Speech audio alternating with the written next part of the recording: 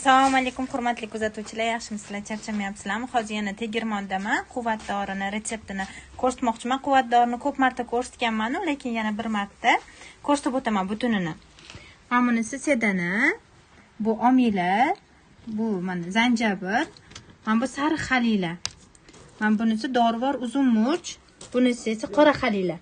Bularni hozir hammasini maydalab olib, tegirmonda maydalab asalga qorib aralashtirib immunitetga, shamollashga, yo'talga, nafas yo'li shamollashlariga dori tayyorlaymiz. Har kuni ertalab nahorga quvvat dori yeyiladi, bir choy qoshiq bir mahal.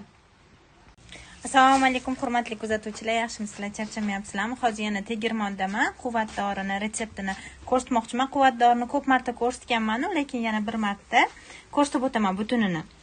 Mana bunisi sedana, bu omila, bu mana zanjabil, mana bu sariq xalila. Mana bunisi